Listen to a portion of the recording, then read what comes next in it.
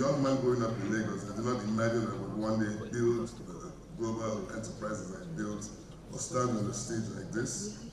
What I did grow up was that I had a belief that one could dream beyond our circumstances, build from scarcity, and compete at the highest levels. Early in my career as a young lawyer with no office, no corporate name, and very little capital, I encountered the distressed oil tanker stranded offshore, which most people saw as a problem, I saw as a possibility.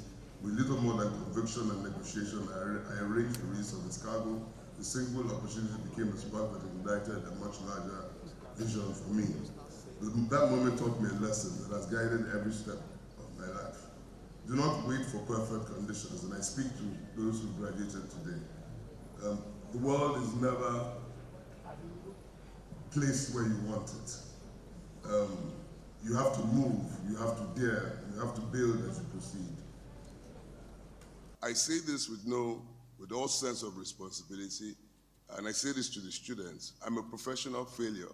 I failed 99% of the time, but the one time I won, every time I won, it was spectacular. So I wish you a life of failure, because it's through failure that you learn success. Thank you very, very much. And also, before I go, I must say a big thank you to my parents. My mother is here present. She's 82 years old. And when it comes to education, I remember even when other children would lie that they were sick so they could escape from school, she would take us to the hospital and take us back to school on the same day. So we know, so obviously she clearly saw. She's somebody who I learned a lot from. I love her resilience, her strive.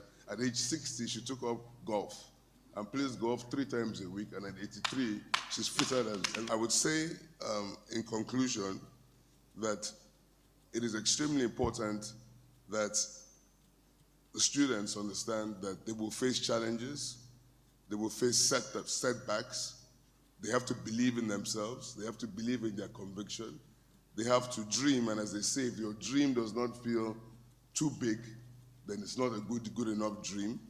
You have to be committed and confident of your capacity to go out into the world. People will tell you it can never be done, never believe them, ignore them.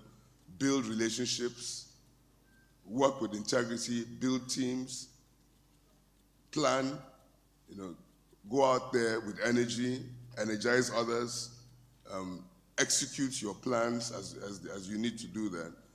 Treat them with passion. Focus on winning. Focus on winning with integrity, elevating yourselves, your companies, your teams. And most of all, be selfish. Be selfish about the fact that you are on this planet by the grace of God, and you have every right to succeed, every right to excel. Be selfish about the fact that you have every right to be happy, and the only way you're going to be happy is contributing positively to yourself, to your immediate society, to your family, and to your society. Be selfish, because if you were all selfish together in the pursuit of greatness, we will create centers of excellence, of which this great institution represents.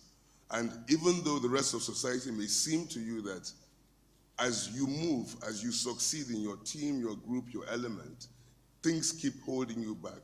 Those circles of excellence which we all create in our different spheres will one. The only way you're going to be successful is to take risks. And people are scared of failing. Accordingly, they don't try, and accordingly, they never succeed. Think about it. Nations have gone to the moon.